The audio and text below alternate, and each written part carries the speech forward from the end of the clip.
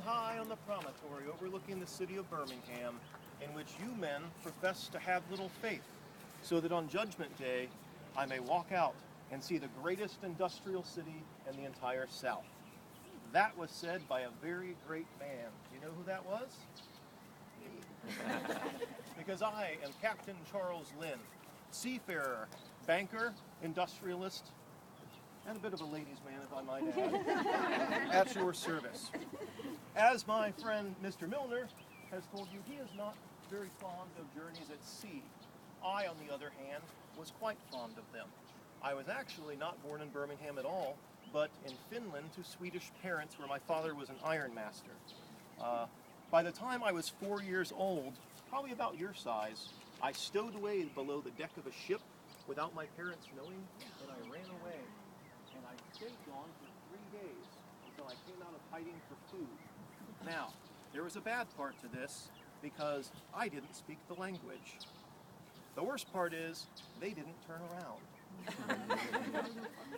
So, over the next few months, I got to know the crew and the captain fairly well, and they took a shining to me because I do have a bit of a way with people, even back then, and they made me their cabin boy. By the time I was 24 years old, I had gone around or across the Atlantic 53 times. I had also circumnavigated the entire world, not once, not twice, but 3 times by the age of 24. You might say I was a little bit of a go-getter even back then. I decided to start a plantation in Montgomery, Alabama, where I grew cotton and tobacco, but the quiet days were not to last very long because soon enough started the Civil War. With my nautical experience, they decided to commission me as an officer in the Confederate Navy, where I wasn't just a ship's captain, I was also a blockade runner and a privateer. And if you don't know what that is, it means a pirate. So what I did, I took tons and tons of cotton from the South to England and brought back gold to finance the war. And those Yankees, those damn Yankees, that's right, Mr. Milner, they were very fast. And I was usually faster, except for that one time.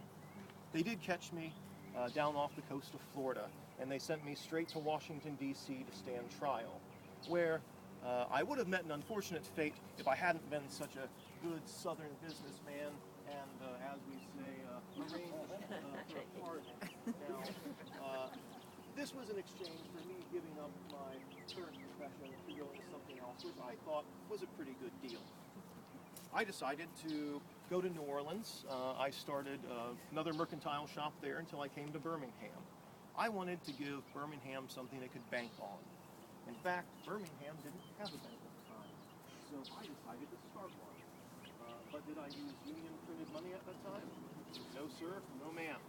I started it using pure gold from all my days of piracy and blockade running. I started it with $50,000 back then. Now, it was called the First National Bank of Birmingham, but they called it Linn's Folly because after the cholera outbreak and the collapse of the economy, people thought Birmingham was sure to fail. But as we can see, who is right and who is dead, fortunately that was not the case. However, it did have another name that you might know it by today. Does anyone care to take a guess? Close. AmSouth. It's AmSouth Bank. I started that with solid gold, and it later became Regions Bank. So after that, the city was starting to get back on its feet after the cholera. I decided to have a party, because that's the kind of person I am. We called it the Calico Ball. Calico is a material, for those of you who don't know, it's kind of coarse. It's what they would wrap cotton in, and what they would wrap coffee and tobacco in when they shipped it.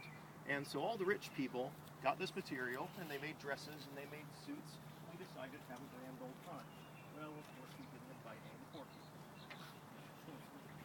What we decided to do, we built Birmingham, people like Mr. Milner and I. Around Birmingham today, you can still see several sites. There is Linn Henley Law Library downtown. You'll also see there's the Linn Ironworks that are still around. There used to be the Birmingham Rail and Foundry Company, which made railroad cars, because that was a joint venture that Mr. Milner and I were involved in. And then there is Linn Park, which used to be called Woodrow Wilson Park, but in their great hindsight, they thought to rename it after yours truly. If you take a look at my mausoleum, you come up, there's a plaque on the side made out of the same bronze the door is made of. And if you look, you'll see there's markings around the flowers. That's where people have taken wax molds, and it actually damages the monuments. So whenever you do rubbings or scrapings, it is actually slowly eroding the monuments. As a historical cemetery, we try to, show people the damage caused. That way they can respect it a little bit more. You'll also see, you'll notice that I have the richest monument in the cemetery.